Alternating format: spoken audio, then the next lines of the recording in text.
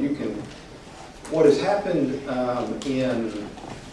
if we were to do a study on the book of Acts, what you'll find is that around, I think, Acts 4 or 5, when you have basically, I'm going to use the word hiring, not for pay, but you have Stephen and you have Philip and a few others that are considered deacons. That's where we get the term deacons from, servants. And their job is to take care of the widows, to the orphans, to people in the fringes in that society. And the apostles, basically what they say is that our job is evangelism out into the culture. There's not enough time in the day for us to do all this. We need somebody to kind of the workings, the runnings of it. By the time you get to Paul, you can find out in the book of Ephesians 4, Paul gives sort of a list of offices in the church: preachers, teachers, evangelists, or apostles. Because the last one are teachers, pastors, things of that nature. Pastors for them were more like lay people who would be sort of like a lay minister. To use our terminology, they might be on a church staff, maybe even paid, but they weren't ordained.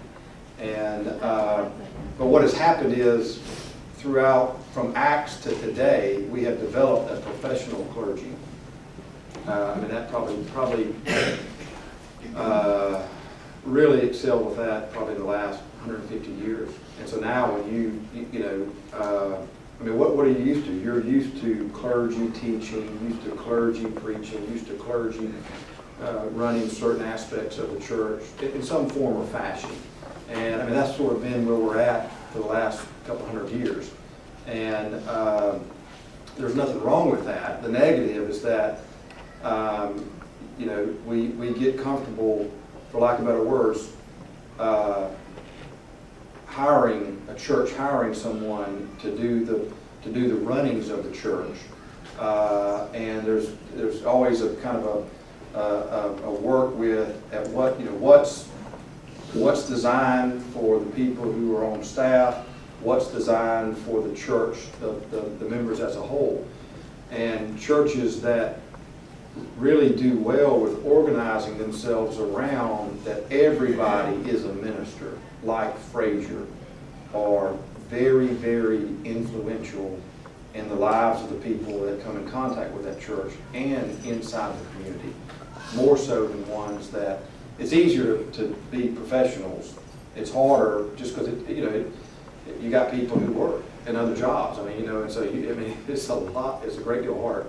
And it's not that both of them can be very successful. A buddy of mine is going to a church in Houston. He will be appointed. He'll leave our conference in June, and he'll start out there, or he'll leave in May, and he'll start out there in August. They have 9 ordained clergy, and it's a church of about maybe 6,000-8,000, and maybe on Sunday mornings might be about 3,000 or 4,000 folks. They have 200 people on staff. Now that's everybody. That's the people who cook, to the people who might serve in the plant management, But they have 3 that are just their job is nothing but pastoral care. And then they have 2 that are teaching. One of them is a teacher of they've divided their pastor of young adults or family ministries. You have 3 pastoral care persons. And the senior minister is more of and they have two ministers, 2 ordained clergy that are similar. One is over all the program, one is over all the administrative side, so all the support staff. And the senior minister is sort of, it does some major preaching, major teaching, but then teaches a lot to the staff and a lot to maybe the administrative council. But that's really, there's no way in a church that size, that he or she will be able to intimately know the members of the congregation. Shane, excuse me, is that the one where Bill Henson went for a while? No, Bill was in, I'm talking about Chapelwood United Methodist. Bill was at Houston First. And same concept. There's 4 major churches out in Houston. One of them is Windsor Village, Kirby John Caldwell. If you remember W's inauguration, he was the one that prayed at the very end. He pastors the largest United Methodist church in the United States. It has 20-something thousand. It's called Ministry Bigger's. No, I'm not advocating bigger's better.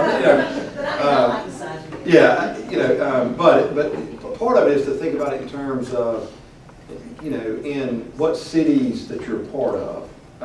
Columbus, what makes Fraser, in my mind, just a hallmark church is it's in Montgomery, which is smaller than Columbus, and it has 10,000 to 12,000 members. But it's not smaller than Columbus. It has the legislature. Right, I know And it. I'm just talking about population. I differ, okay. but that's right, but it's not, well, tell me then, correct me, what's It's about the right size, but if you look at the buildings, they're a whole lot bigger buildings, Right. which means there are a lot more working people. Sure. Well, what's the population in Montgomery? Ballpark it. 300,000, 200,000? Okay. But it's not 500,000, right? No. Okay. So, but my point is that let's just assume it's 500,000. Let's just say it's bigger than what we think it is. To have a 500,000, It's hot. I can tell you that. 500,000 populated city, and have one of your churches that have over 10,000, you're drawing a large segment of folks. Houston might have 8 million, all right? But if you're drawing 7,000 of 8 million, you're not, what's the footprint that you have in the city? So we think bigger's better and things, and there are some great things about it. They do some wonderful, innovative things out in Texas, particularly in Houston and Dallas. I know some of you follow people like Joel Osteen and some other folks, some other pastors that are Max Lucado, he's San Antonio. So they do some things that are really interesting. But most of us, if you look at it and you make the ministry footprint in the city, you're just swimming in a much larger pond. And that's not to say they're not effective, but it's and there's a trade-off.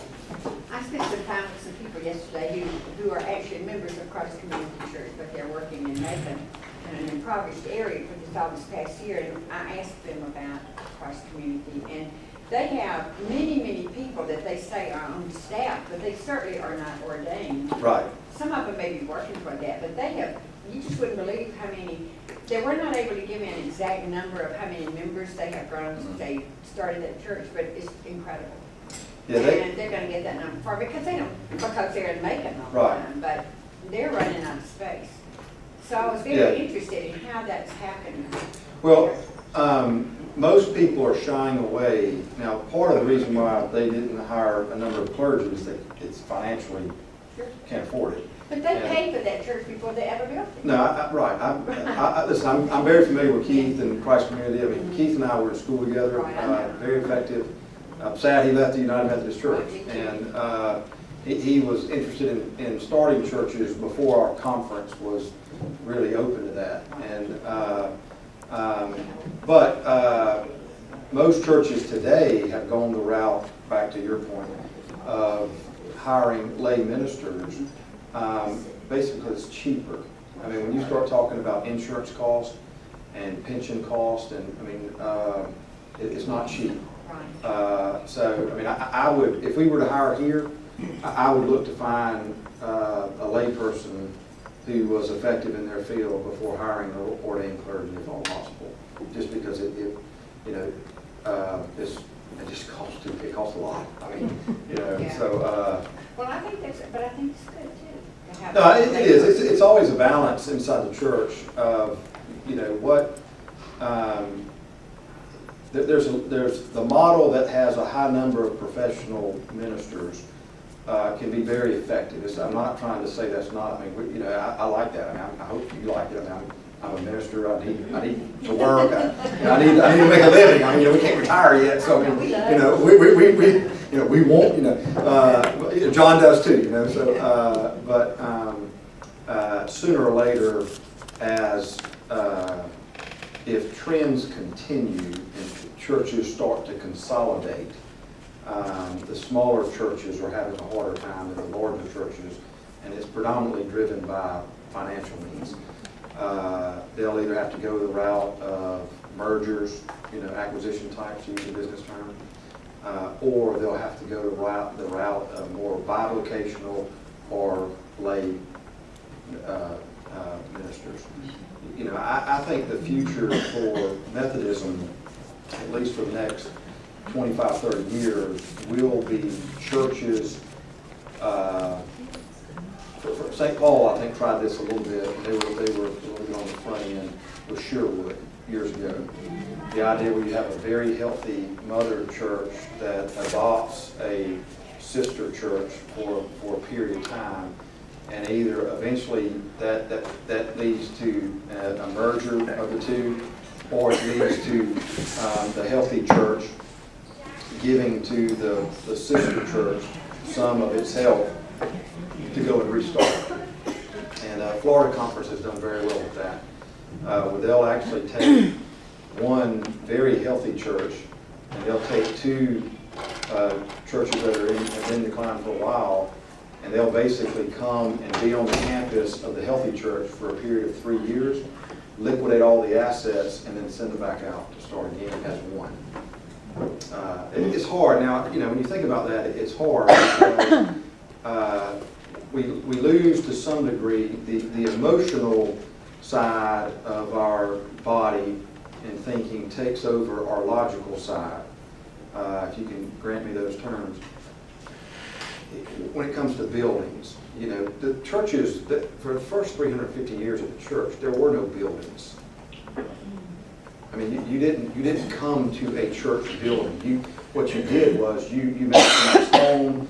You met and some of them met in the synagogue or the temple, and that didn't work. Then they went to someone's home. They went out. They went to graves. They went by lakeside. They went anywhere they could meet as a whole. It's not until Constantine blesses Christianity do you actually have the formation of where it's okay for people to meet publicly and legally. And then about 50 years later, they start this massive building, cathedral buildings that we love to go and see. That probably ran its course until the Enlightenment period. So you've got, you're looking at 1,500 years of church massive buildings. And but what happens is over time, and it's not a bad thing. But how many of you have moved from your childhood house? Show of hands. How many have moved more than 3 times from your childhood house? Show of hands. All right, 4 times, 5 times. Did you throw stuff away? Maybe some, not enough. Okay. But In the Army, you have to throw something. right. But the house you're living at now, I would make the assumption that's where that's who you are, that's where you live, that's what you take ownership. You said goodbye to the previous homes, correct? Oh, yeah. So the physical space might be important, but it's not. Somebody else lives there, right? So if St. Paul were greatly out of space, so if myself or Grace or somebody comes to you and says, we need to start a Sunday school class for 20-year-olds, and we really need your space. Would y'all mind going into a smaller space? How's that going to go over? As long as it's not the middle of Wilson. Yeah, okay, well, not this room, but but my point is that we love. I mean, there's something that we associate with the church, even and for good reasons. Okay? It's not all bad. That the building, my family sits in the same place. We've only been here just shy of 2 years. I would imagine that as long as we're here, they'll be sitting in that same place. I would hope that if somebody wants to sit there, that my wife and children and my mother and anybody that's coming with our family would scoot over. But Somebody sat on our road. yeah, they've got some Mamaw jeans in them, and my Mamaw was one of the first that if you were sitting in her seat, she would come over and say, "Welcome to St. Paul. We're so glad that you're here. Would you mind scooting over a little bit? This is where I want to sit." And, that's a funny thing because that's really about carving a spot out for yourself. That's Sure. a legitimate way to do it. You cannot, if you sit in the same place, you're going to be seen there all the time. And before you know it, you're part of the deal, right? It's really, that's how you begin to make a place for yourself, is sitting in the same spot. I know that sounds funny, but it's true. You cannot. There's nothing wrong with that. one condition, all right? Everything in the church, and this is going to wrap all this up. Everything in the church, regardless of what church you attend, is subject to the mission. Yes. All right? And everything, all right? And so I'm subject to the mission. John is subject to the mission. You're subject to the mission. This class is subject to the mission. What we do wherever is subject to the mission. Everything is subject to the mission. And what is the mission of the church? All right? Don't try to quote it, but change the world. Kingdom of heaven, kingdom of earth. One look the same. All right? And so, you can't get away, and we haven't really gotten into this yet, but what I will call the 1 Corinthian principle, you can't get away from the idea that it might be lawful for you, but if it's not beneficial for the mission, guess what? Yes. You submit. If you don't like it, this isn't my rule, okay? This is God's rule. And so the issue behind this all is everything is subject to the mission. And so even something that that is dear and wonderful and loving and great and good and every wonderful positive adjective that you want to put to that, as what that is, it still is subject to the mission. It never goes away. But, now there's a host of ways that we talk about this, because whose church ultimately is it? Is it ours? Even in the Methodist Church, it's not ours. Are you familiar with the trust calls? Now, some of you are not Methodist. Y'all can just tune me out for about 2 minutes. When you consecrate a church, guess what? St. Paul does not belong to us. St. Paul belongs physically to the South Georgia Conference. They own the building. Now, I don't know if you remember that. I know it. Maybe we're trying to forget it. But it is.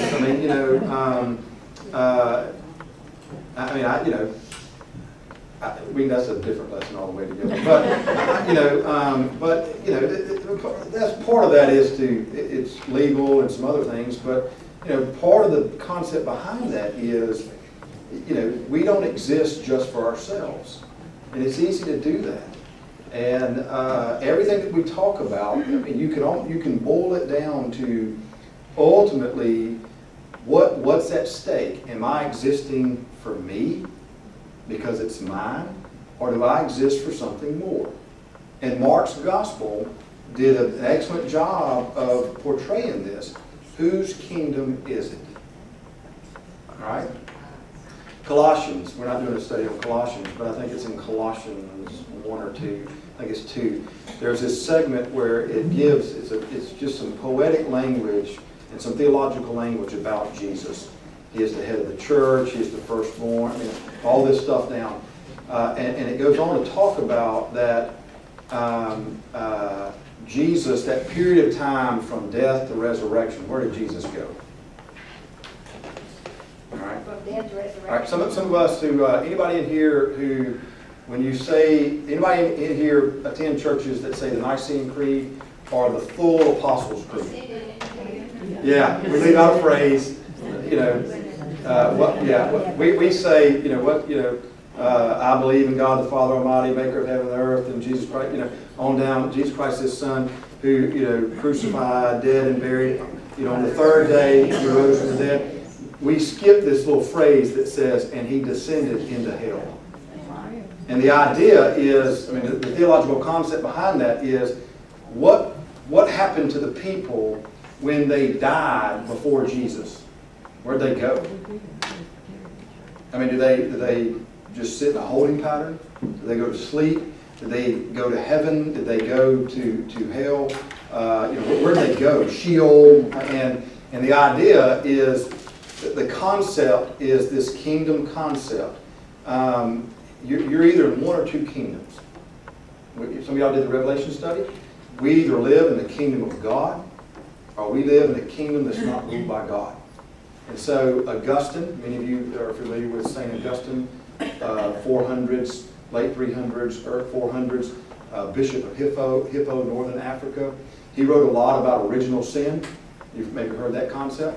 The idea is that you're not born neutral. All All right, you're born with an idea of, and if you've had children or been around children, you understand this. I'm sure you did not have to teach your children to be disobedient. Right? They get that in the nursery, whether you know it or not. That's what we actually teach them. We want to teach humility and whatnot, so we tell them what not to do. And but I mean, and their first words were what? My and no, right? And so I mean, they're born with that. We all are. And so the idea is that you're born because of just the full effect of sin. Now, that general concept sin, right? Because of that, we're born with certain predispositions. And one of them is that we want to live for ourselves. We don't want anybody lording over us, calling the shots. That's why it's easy for us to be defiant in some form or fashion. Passive aggressiveness doesn't mean you have to be actively defiant. Passive aggressiveness, you know what that is? That's defiance. That's just defiance with a wink, but it still is. And so that's home cooking for us. And what the New Testament talks about is because of what Jesus did on the cross and in the resurrection, and what happens when we believe, we are transferred from one kingdom into another kingdom. But what is not open for option is you to be in between them, according to the New Testament. And so we're comfortable, but the idea is, we're comfortable starting out here, but the idea is you will serve, whether you like it or not. I mean, even the whole concept of someone who says, well, I'm an atheist. Well, you still believe in something. You just believe in yourself. I mean, you serve yourself. I mean, we will serve something. That's why addictions are so bad. All right? You know what addictions are? You're serving something. The difference between this world, the culture that we live in today, and the ancient world is that they actually were more honest than we are. And not to hurt your feelings. It hurt my feelings when I first realized that. I mean, they are. If you wanted to go and worship whatever, they had a temple for it. And you go do it. We have a ton of temples. We just don't call them temples. I mean, they're all over the place. Name a few. The gym. Well, okay, the gym, starting with the easy ones, positive, yeah, I like that.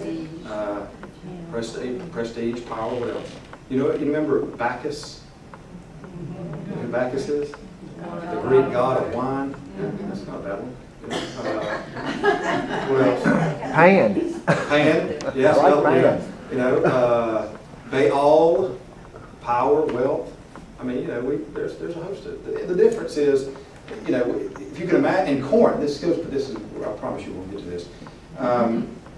What's going on at Corinth is that all of this was very accessible in the city of Corinth.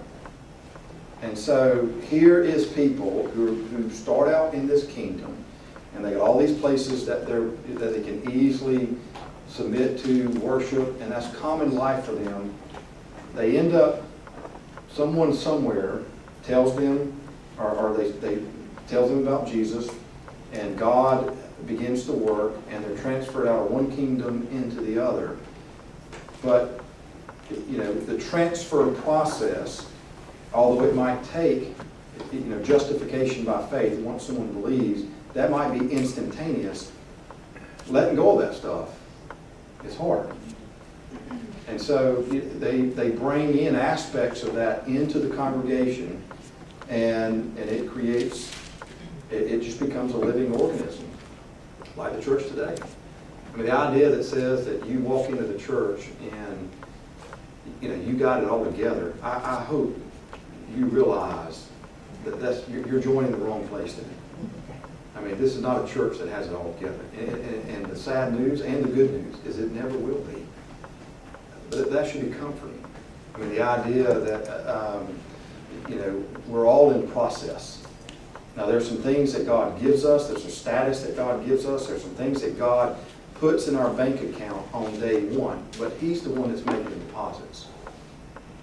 Our end of that we live into. And some of us, Some live in fairly quickly, some don't. And, but that's not a bad, that's a great thing. And so let's get into chapter 3, because this is exactly what's going on in chapter 3. If somebody would read verses 1, let's read verses 1 through 4 for right now. Dear brothers and sisters, when I was with you and I couldn't talk to you as I would to mature Christians, I had to talk as though you belonged to this world and as though you were saints, you were infants in the Christian life. I had to feed you with milk and not with solid food because you couldn't handle anything stronger, and you still aren't ready. Or you still are controlled by your own sinful desires. You're jealous of one another and quarrel with each other. Doesn't this prove you are controlled by your own desires? You're acting like people who don't belong to the Lord. When one of you says, I am a follower of Paul, and another says, I prefer Apollos, aren't you acting like those who are not Christians? I mean, this is a perfect illustration of sort of what we're getting at. Is inside, now this is inside the church, and keep back, think back to the very beginning of the book of 1 Corinthians. How does Paul originally address these people? To the what? At Corinth. Go back to chapter 1, verse 1. To the saints, that's right. And so there's that what God puts in the bank early on. This is a term, this is a status that God gives, God deems the person. And but yet, everything we've read since, do they sound saintly? I mean, well, forget the first couple of chapters. Just from what Joanne read for us here, does the first 4 verses sound like they're saintly? I mean, the idea, he's got these play on words where, basically, he only says 2 complete thoughts in all this that was read. Everything else is, Paul, I put this on the board just to, if we were to kind of dissect it. Paul writes, he would not pass English 101, or, he would pass stream of conscious writing, just he has 1 or 2 complete thoughts, and everything after that are these run-on sentences and modifiers, but they're, it's packed all kinds of, it's just filled with all types of theology. Basically what he's saying is 2 things. When I came to you, you were a saint because God gave that status to you, but your behavior was not saintly. And there's reasons why. Now he gives you some analogies. This word right here, spiritual people, some of you might have different, might have maturity, mature Christians, or I'm not sure what your versions of the Bible might say. It's a word, pneumatikos, and it's just the ability. It's a mature person. Literally means a mature person who can understand spiritual things. And the people of the flesh is the root word for that is sarx. Sarkanoi is the word, and it's made of something other than spirit. And the idea is the person, the behavior, are dominated by how the New Testament would call flesh things. To use the terminology that we've used in the first part of our lesson this morning, these are people who are living where they're living in their own kingdom.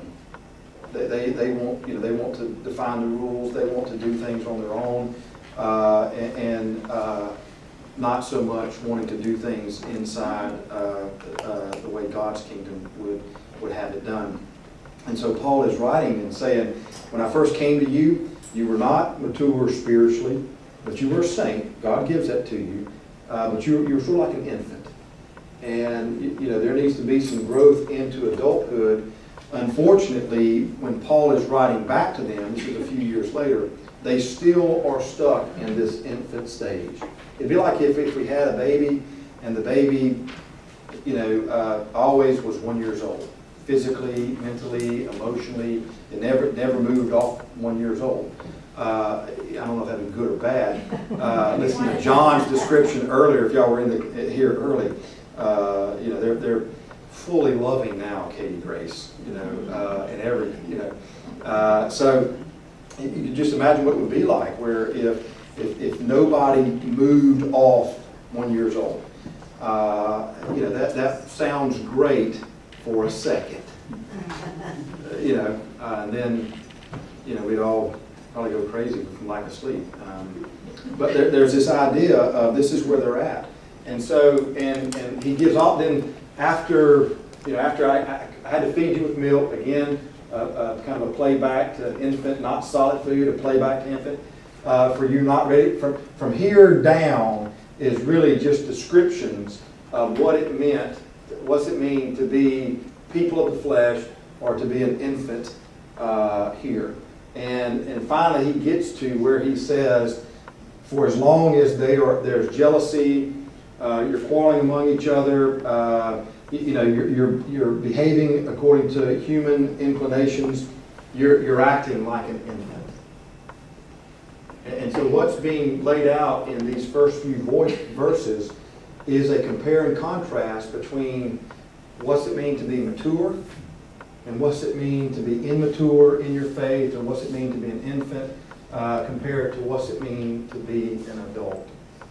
Now keep in mind, he's writing to church people, he's writing to saints. I mean, these are people who are inside the church, but there is always this battle that goes on between what kingdom do you want to live in, and that process of becoming holy that we call sanctification. That is learning to go from infant stage into adult stage, and it takes time. It takes a process. Might take a lifetime, and he gives you some stuff to think about. When you're jealous. When you're jealous. Now, nobody's jealous in here, right? Kentucky lost, so my house is a little jealous. Brooke's a little jealous this morning.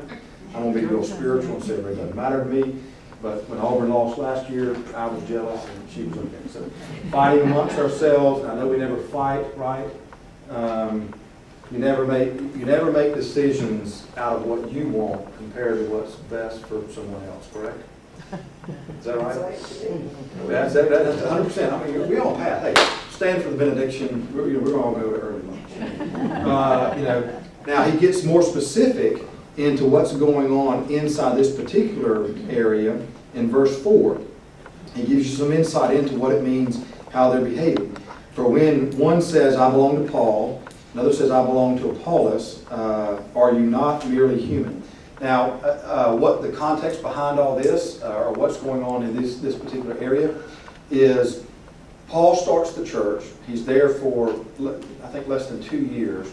Then he leaves, and Apollos comes, and Apollos is a very gifted preacher. Paul was not a gifted preacher. Paul was sort of rough around the edges.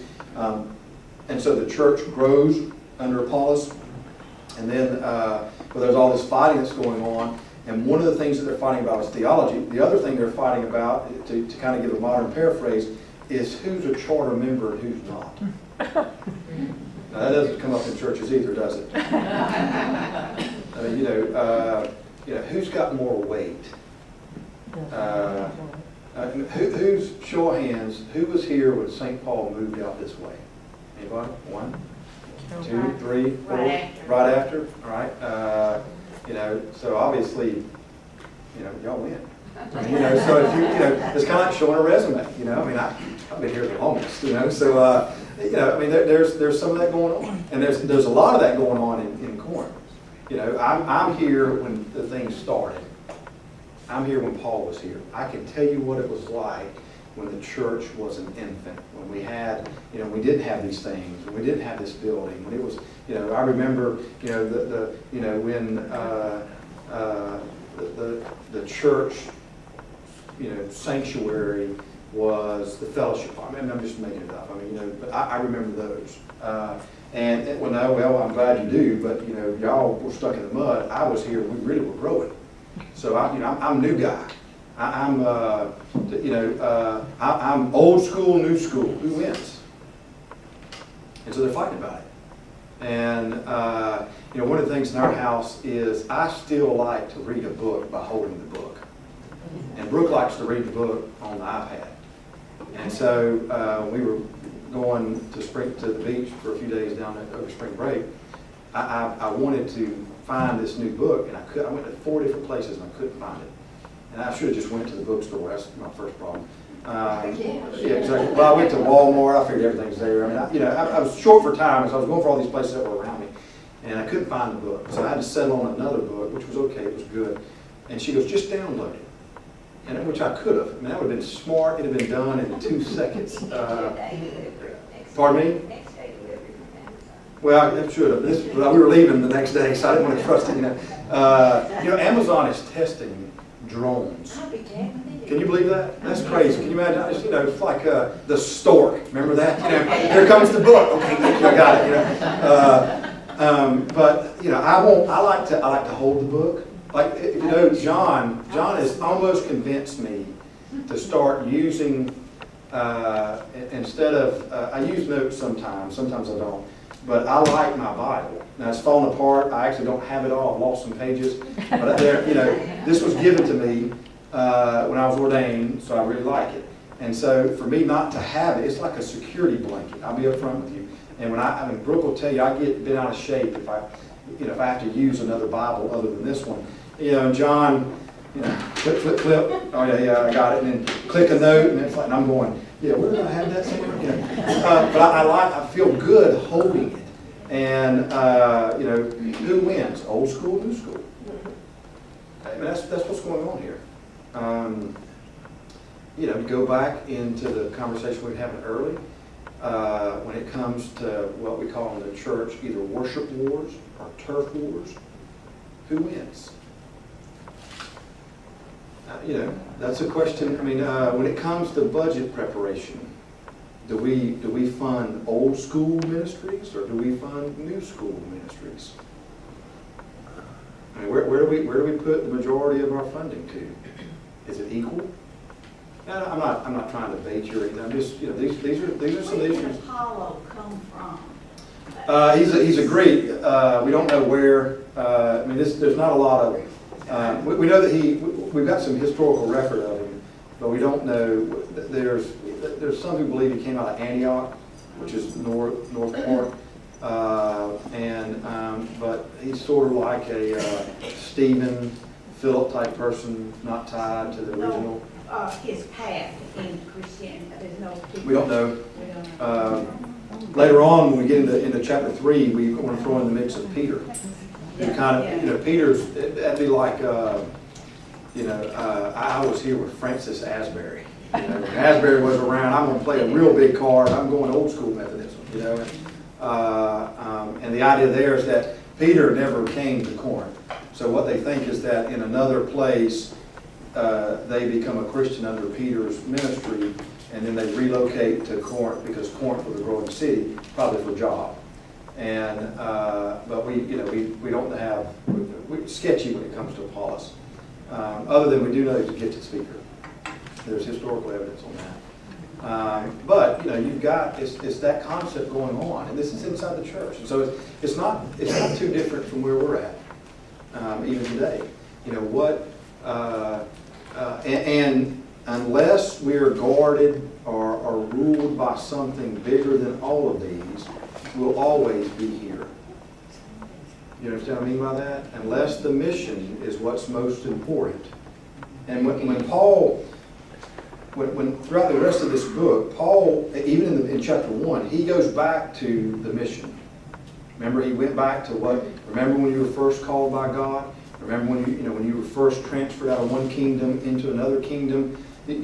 Remember that, because that's the overarching principle.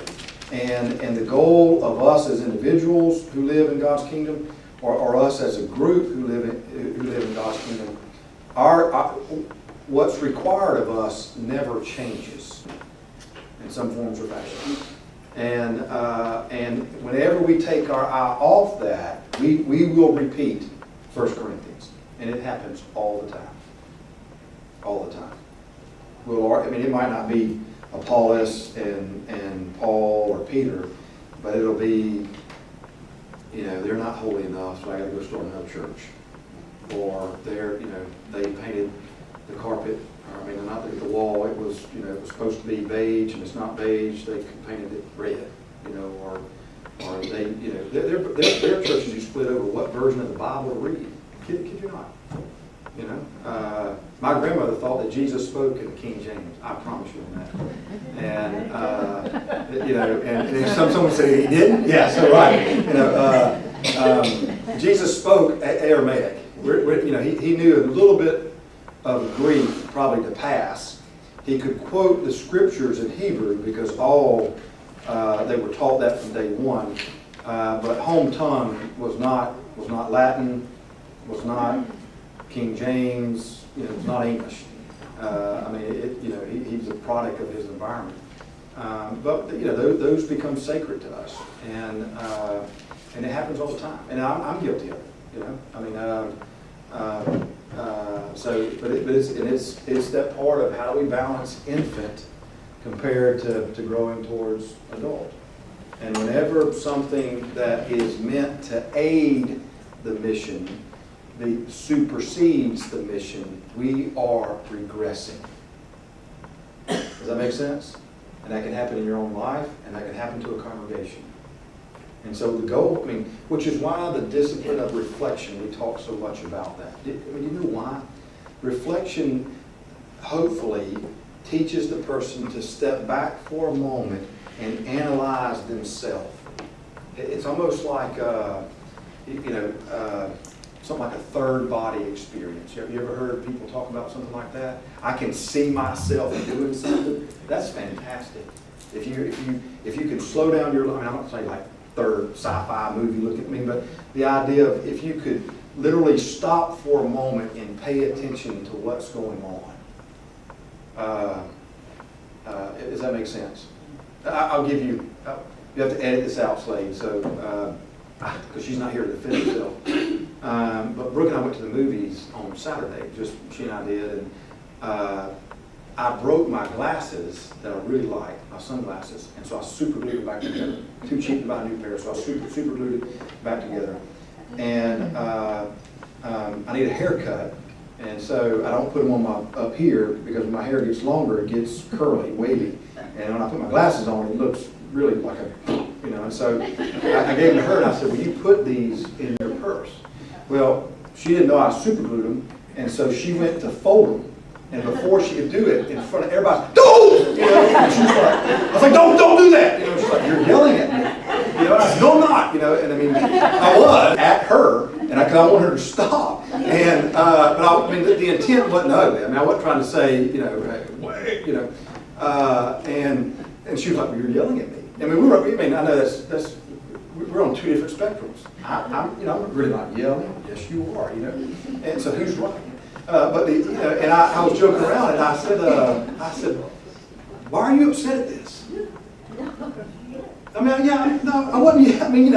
Why is this an issue? You're about to break my glasses. If you were going out the street and a car was coming, I'd say stop. In my mind, I feel like I'm justified. I'm trying to help. In her mind, y'all can help me on this. So afterwards, I will switch and I'll sit and y'all. But there's this. So we were walking into the movies, and I said, why is this an issue? It's not hurtful. The idea, you need to get over this.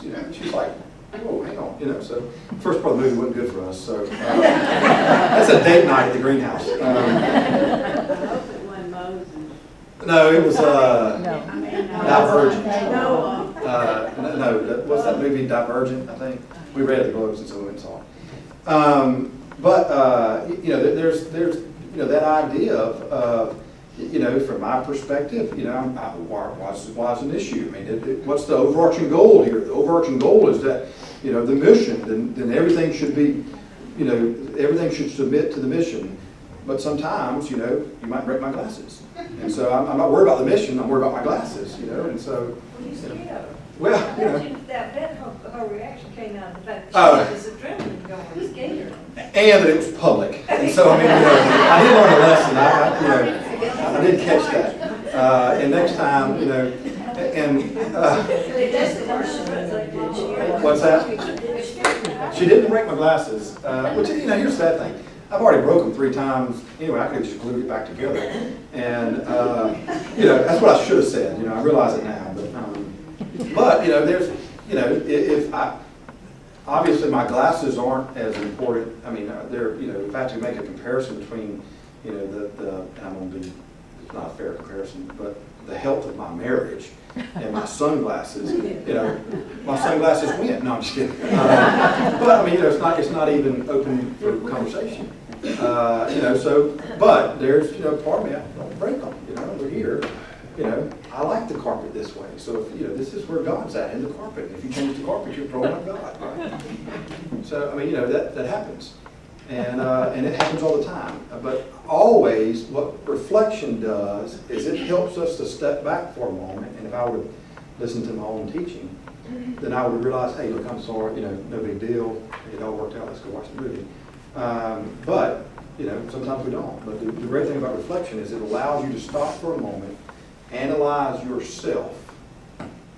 Now, the next thing is real hard when it comes to reflection, and we're going to take a break. The next thing is real hard when it comes to reflection, and that is, as you are analyzing yourself, can you be honest enough to see what's really happening?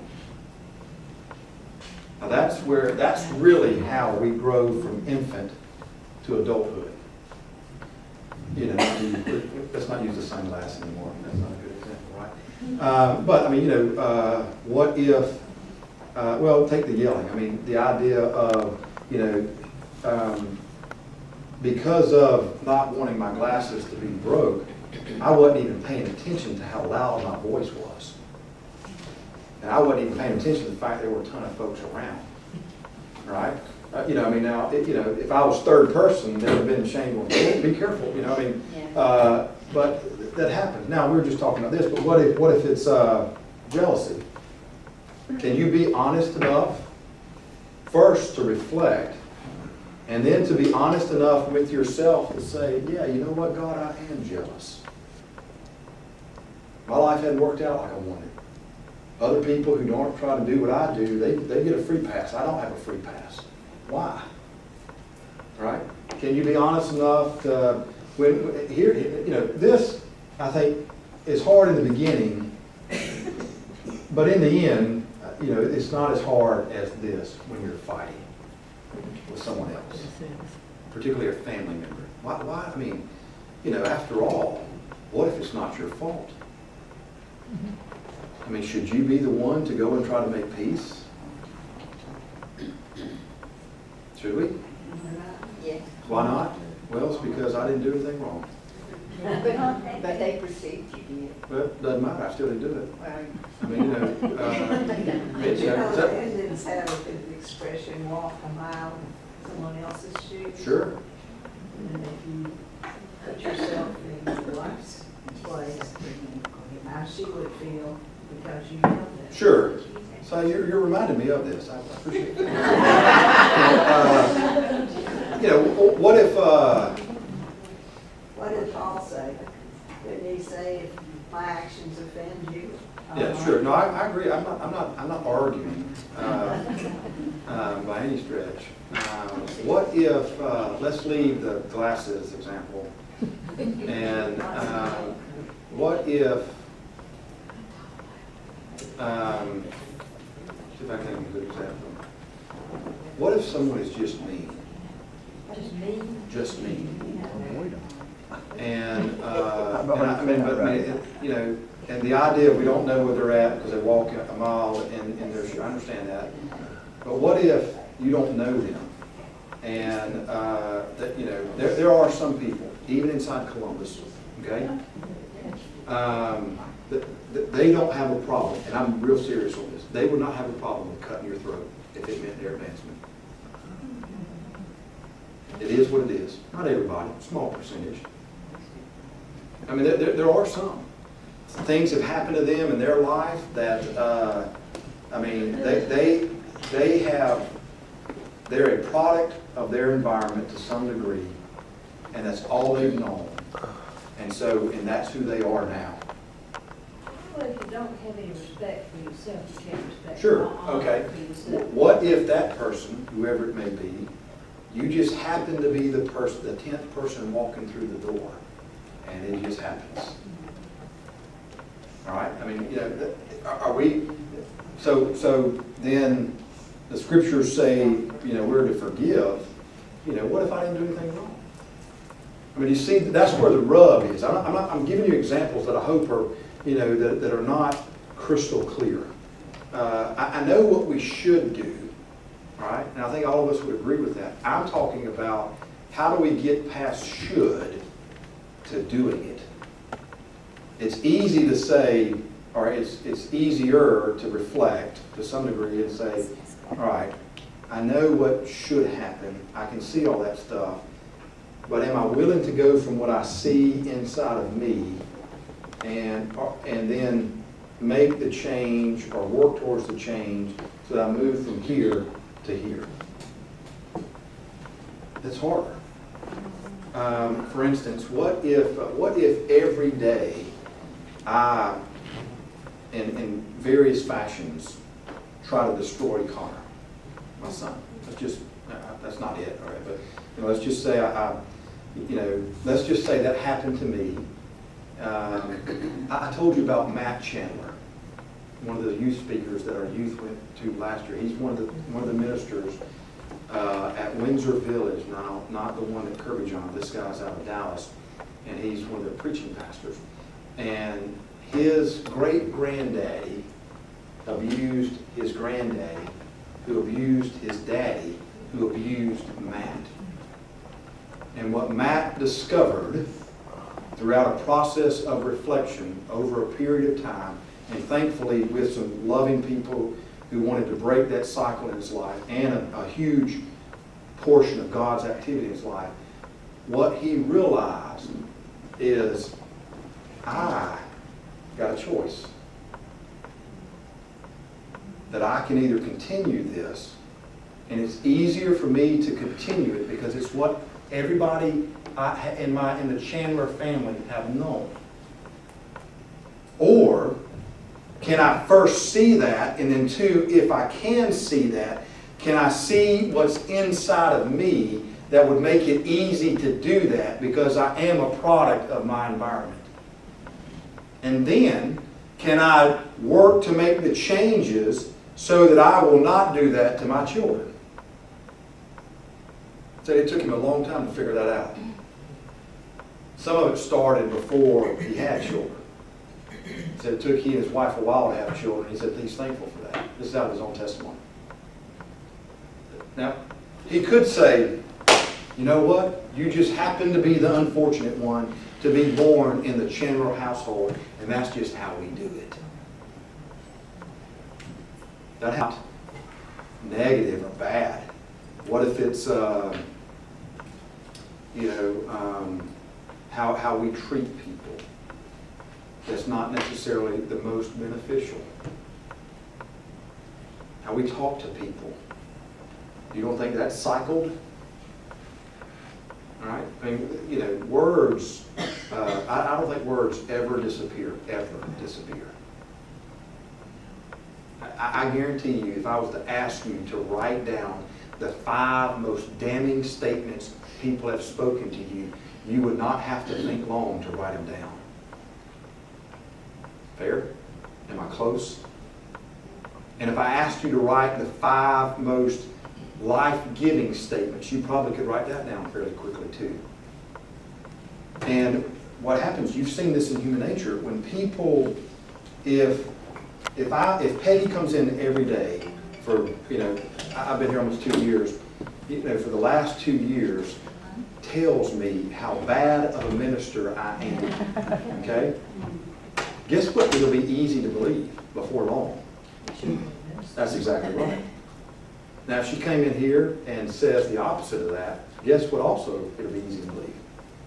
Does that make sense? I mean, and so when people who have influence over another person speak to terms of identity, that's how cycles get started, because they start to believe that about who they are, and we operate out of who we are.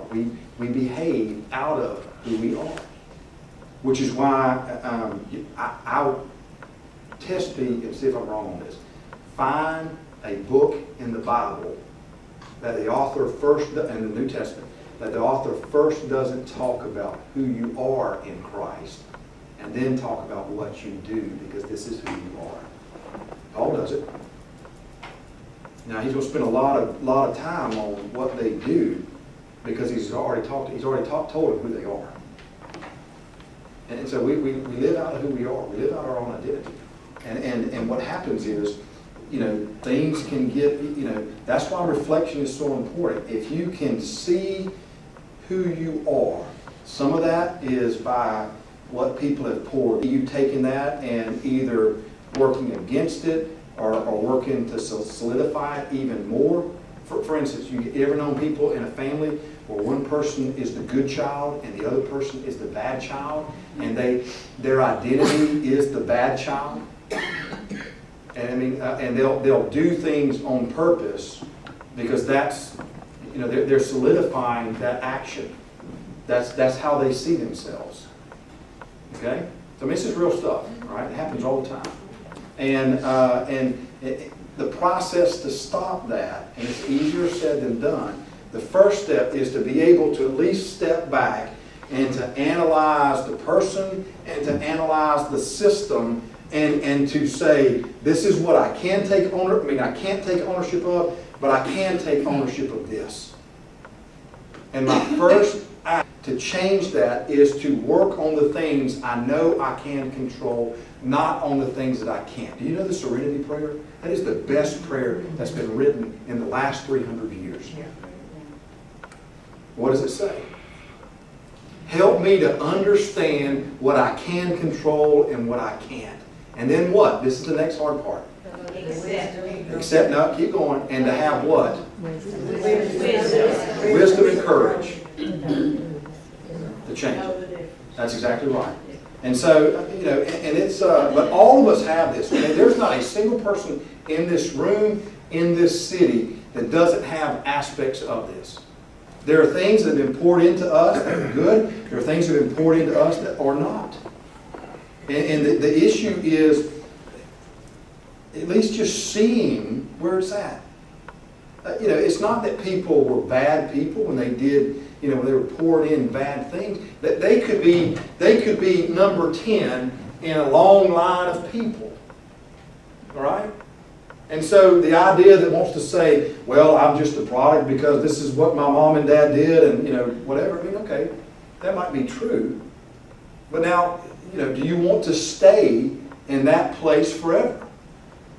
And some people, I remember, I forgot who told me this, but I like it, I believe it. Some people will stay in the hell of their own existence because they won't risk the pain that is needed to break out of it. All right? That's true. And because it's hard, to change identity is very, very hard and very, very time consuming. I'm convinced without God's help, it's darn near impossible. Amen. I think the beauty, this is one of the, in my mind, one of the greatest evidences when we can look at a system and we can see a product, and this is what should happen, and there are elements of that take place, and then it sometimes suddenly, sometimes a slower process, but what is presented is something that is completely different. Now, how do they get that place? Diet, exercise, positive thoughts? I don't think so. I think it happens by, what the power of what the Holy Spirit does inside the life of the person that works to change the idea how you see yourself. And here's the wonderful thing too. Even that parts where people have poured into you that has not been good or positive or have created things that are helpful or life-giving, they still can be sources of strength. And I don't mean sources of strength to create more life where God can redeem that and not be something that controls you. I'm not saying that exactly like I want to, so I hope you understand what I'm talking about. So let me ask that, do you understand what I'm getting at here? For instance, if people were to, take the Matt Chandler, horrible things were happening to him, all right? He doesn't deny that.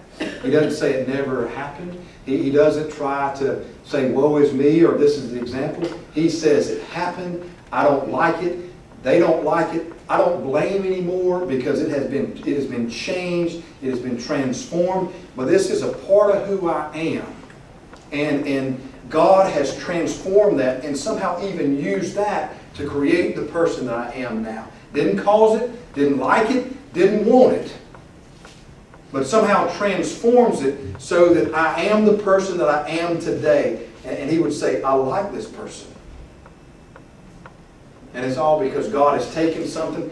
Joseph, the end of the book of Genesis, the best part of that story is you meant things for bad. God somehow turned it into something good. And years later, we're all being saved because of it. There's a song that says, but it says, call on me in the day of trouble, and I will deliver you, and you will glorify me. Sure. So it is through the deliverance that Absolutely. Matt is able to glorify God and say, not by might or by my power, but by God's Spirit was I delivered. And that's the way deliverance. The only true deliverance comes that way. Sure. What I don't understand, and will never understand, and I guess it's tied to the same reason why the Holy Spirit will woo someone and they will know that the Lord is calling them, and yet they will reject Him because God said He would all be saved, but not all will be saved because we have free will and some choose not to. But it's the same way with deliverance,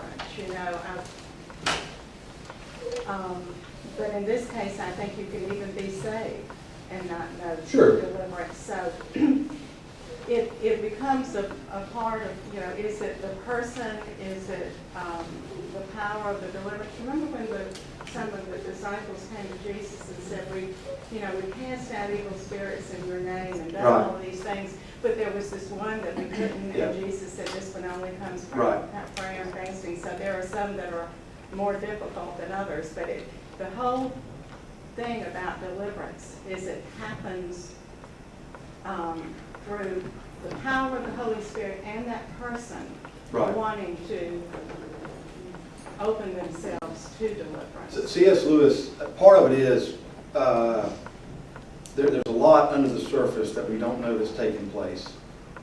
We only can see part of the deliverance that is visible to us. Lewis talks about it this way. I forgot, maybe it's not Mere Christianity. It's one book where, I'm going to paraphrase it because I can't do the whole quote. He said, if someone starts at the negative 50-yard line and they move all the way to compare to the person that was at 10 and went to 15, he said, but because we can only see from the starting line forward, what's visible to us, we don't know what's going on under the surface. So it looks like this person hasn't been delivered. They're still negative, to use the kind of a ruler system. So I think there's sometimes that takes place. We don't know. We have no clue, the depths of where people start from. Yeah, and so the only, be careful when you don't have all the information. Well, we can't judge because we Right. can't see the heart. Only Right. God can know the heart. To use you're talking about, it's right after the Transfiguration story. They come off the mountain, and I want to say it's Mark 11. We don't know what was going on when what the disciples were doing or what the others were. We have a little bit of what Mark describes for us once Jesus gets on the page or gets on the scene, but he doesn't go into detail other than he gives us Jesus' words that say there's just some things you don't know. You got to pray and fast for, and you just don't know it. That's something you just have to trust to God in that process. And there's some things. I'm convinced. It took me a while to get this, so I don't know if it's heretical or not. I don't think that it is. I hope it's not. And I say that with I'm really serious on that. I think there's some things that can't be fixed this side of death. All right? And, and then we can put some theological words on that. I'm just going to give you the South Georgia way. There's just some things that just won't be fixed. And, it took me forever to come comfortable with that. What I've had to learn is that there's just so much under the surface inside the life of a person that the person doesn't even know it all. Now God does. But God, again, doesn't violate will. And, I think, the second half or another aspect of that I trust in of the power of the resurrection is that in the end. There's some things about me that it's not going to be fixed this side. Some things I probably don't know about myself yet, that in continued parts of reflection and inward looking, that I might figure it out later, or at least know that it's there. And with God's help, if it can get transformed this side, then yay Shane and glory to God. But if it can't, I'm gonna trust that it gets fixed on the second half. I think what you're saying is, when we see him face to face, we're Right. gonna be like him. We're not gonna make it down here. Yeah, I think that, I've personally, now I'm giving you some first person thoughts here, just as a person, as a minister. The beginning part, if I've just finished the front nine, and I'm getting ready to start the back nine of my ministry, one of the things I've learned from the front nine is when I started the round of golf, all right, and I believe that, and I operated that way, and probably made a ton of mistakes that way. Probably made some mistakes in just how I saw myself, which then affected how I preached and maybe how I interacted with people. I hope not terrible mistakes, but it probably missed opportunities, things of that nature. I have become more comfortable now with the idea that, to use Patty's language, you know what, I'm just going to have to trust that to prayer and fasting. And, I'm not going to, that's not a way out. It doesn't mean I'm just calling it quits, or want to be lazy or give up. But just to realize that there's limitations to what I can do and what other people can do. And I'm just going to have to trust God in that process. Now, we're way past the break, so let's take a break. I'm sorry.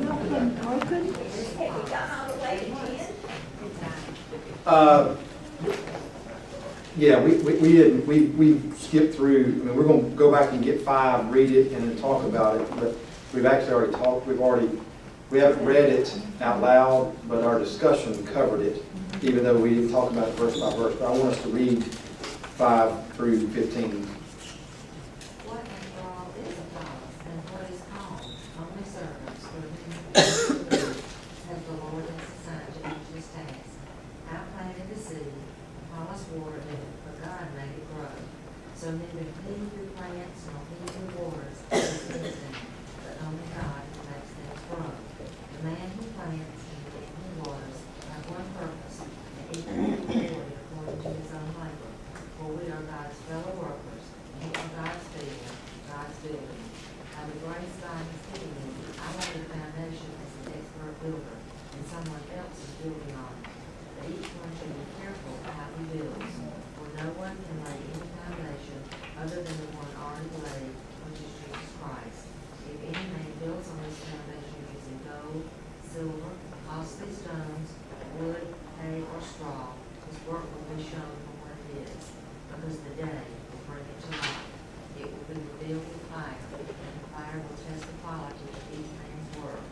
If what he has built survives, he will receive his reward. If it is burned up, he will suffer loss. He himself will be saved, but only as one escaping through the flames.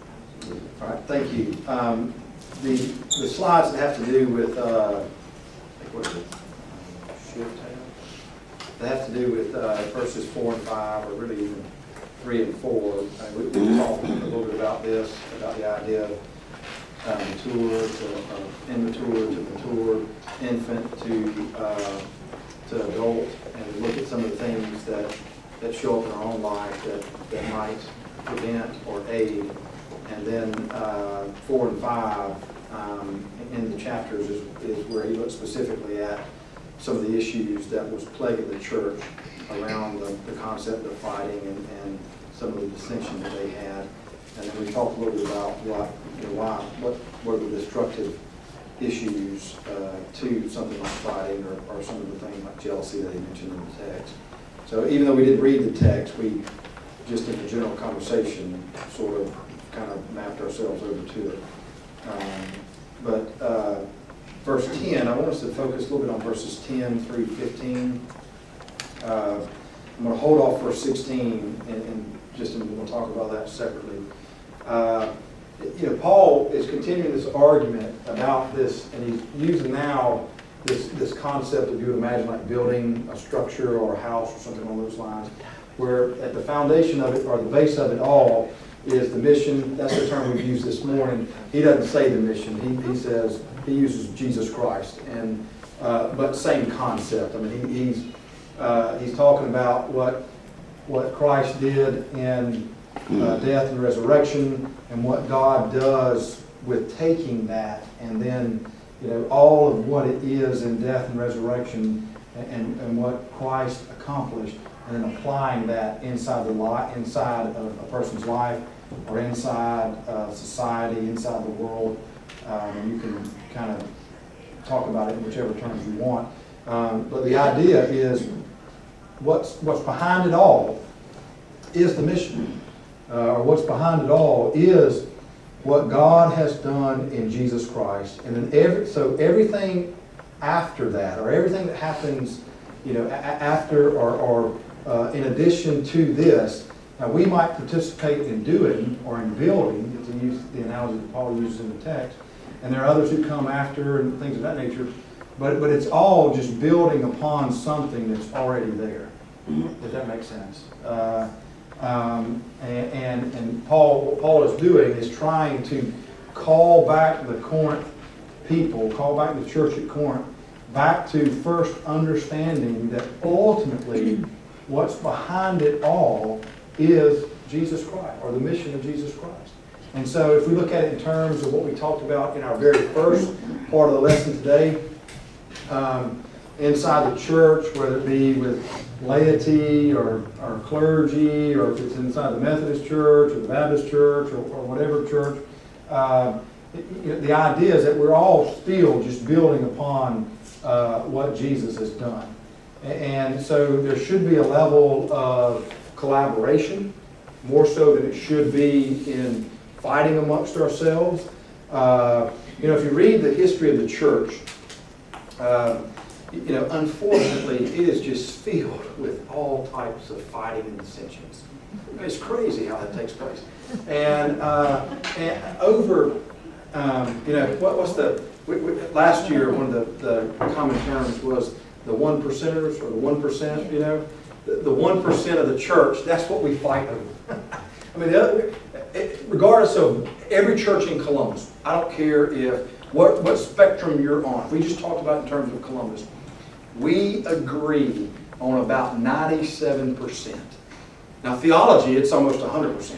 You know where the churches fight over more than anything else? It's really not theology. There's a little bit of that. But most of it is polity. How do we run it? I mean, who's got control over certain aspects? Some of y'all that have grown up in the Baptist church heard me teach or preach. Do I sound more Baptist or do I sound more Methodist?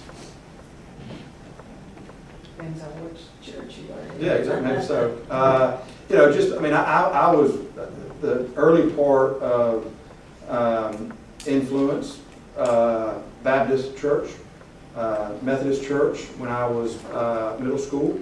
The theologian that I really love is Martin Luther.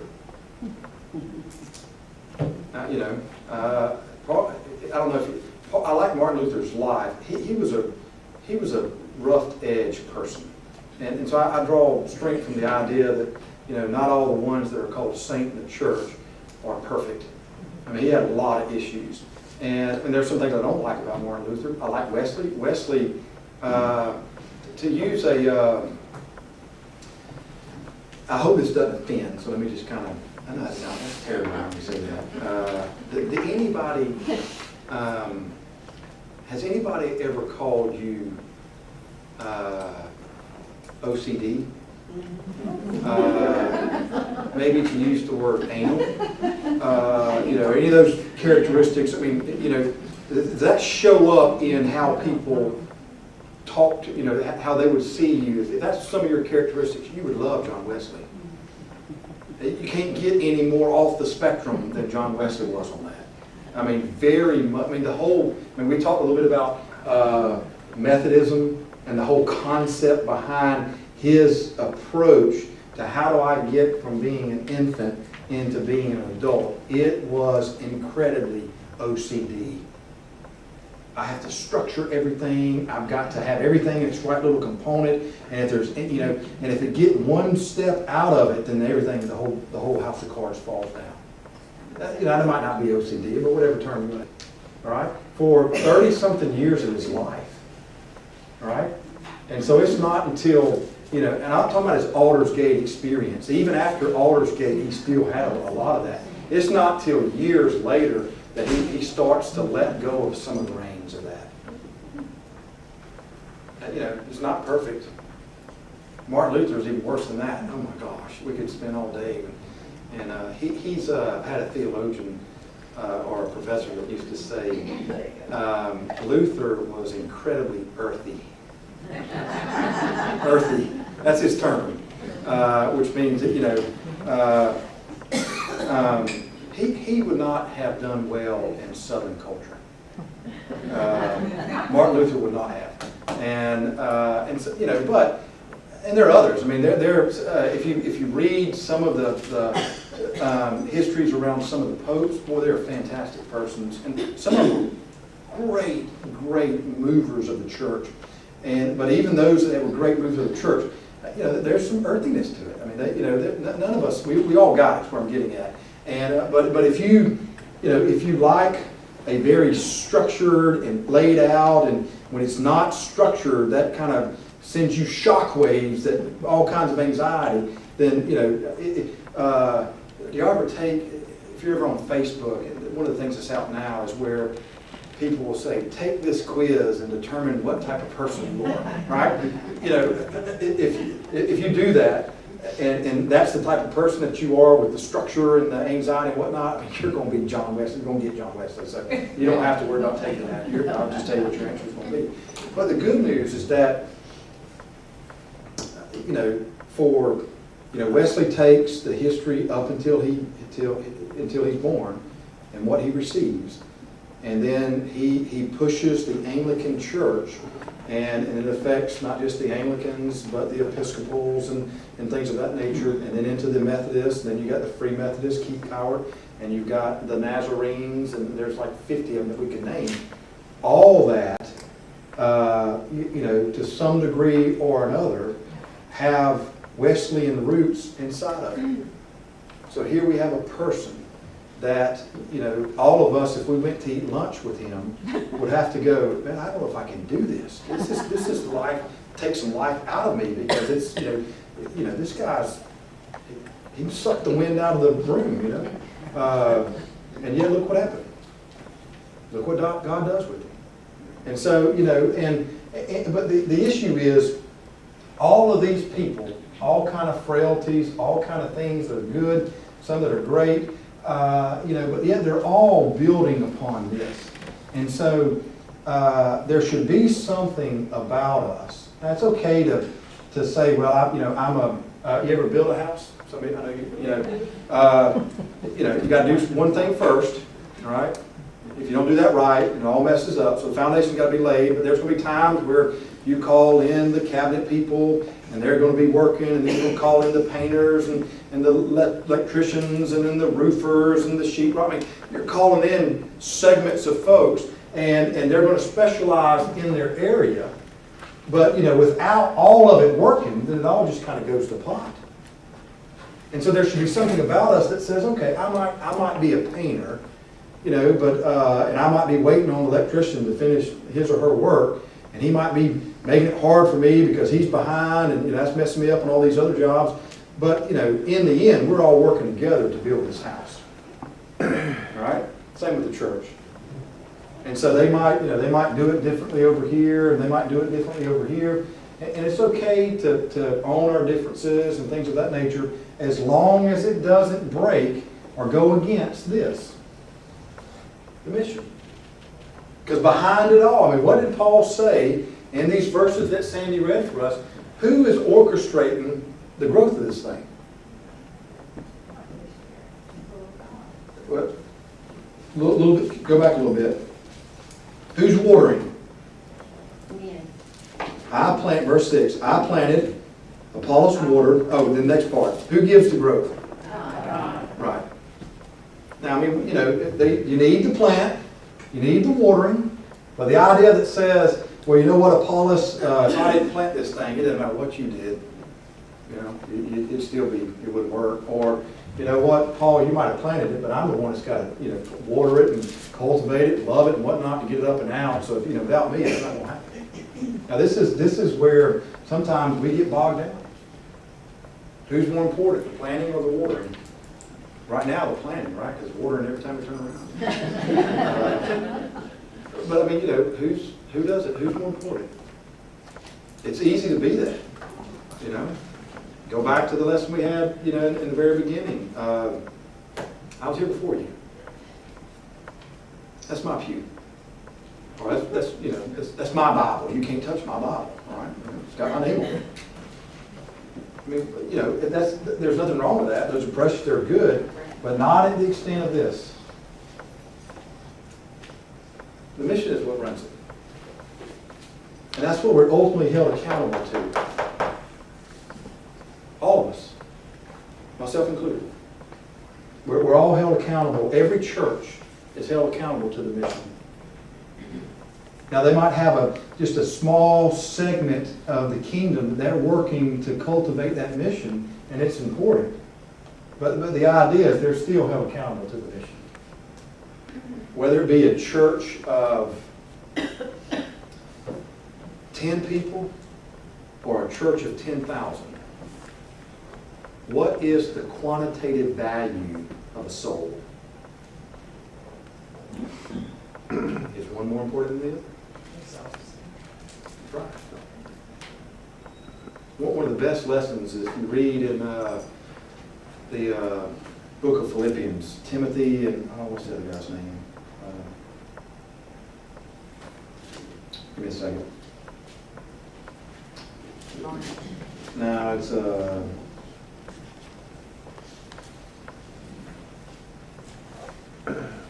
anyways, I'll find it in a minute. But the idea is Epaphroditus. Right? I notice that we don't name anybody that anymore. That'd be kind of scary when I say, okay, what name is given to this child for baptism? Epaphroditus. So that actually was a very common name back then. 225. Yeah, 225, 219. That's when it starts. Think about this for a second. Paul is writing to the church at Philippi, and he calls Epaphroditus my brother and co-worker, but he calls Timothy my son. And Epaphroditus would be the one who's taken the letter and who's reading it to the congregation, and Paul is thanking them. Philippians actually is a thank you note. Paul is writing back to the church at Philippi, thanking them for financially giving him some help, and then at the same time for sending Epaphroditus to him at a time when Paul was in prison or unchained. He might not have been in Rome, but he was under some type of arrest. And back then, you couldn't, it wasn't like where we are now where the state provides things for you. You had to provide for your own stuff. You would be jailed next to a soldier or chained next to a soldier, but they wouldn't provide. If you wanted to get anything, it was on you, not on them. And so what happened is the Philippian church sent Epaphroditus to Paul to help care for him in his time of need. Well, he's writing a thank you note back, And he's, can you imagine if you're reading this thank you note, and, you would imagine that Paul would say, and Epaphroditus, oh, he was such a great person, appreciate, he's a co-worker, but not a son. Timothy's my son. I mean, can you think about that for a second? That's kind of interesting. What's the quantitative value of the importance? Right? For me, Epaphroditus, it might be, Paul, I appreciate it, thank you, but I really wish you'd call me a son. How about Timothy, younger than Paul? From Timothy's perspective, maybe what he wanted to be called was a co-worker. Because then I'm level. I want to be a son. If I'm a son, I'm still subordinate. What's the value? We know about Timothy and what he did. How many of you have read the letter of Paul to the church at so-and-so, or the book that was written by Epaphroditus? He's lost to history. I don't know who this guy is. That's it. He's mentioned here.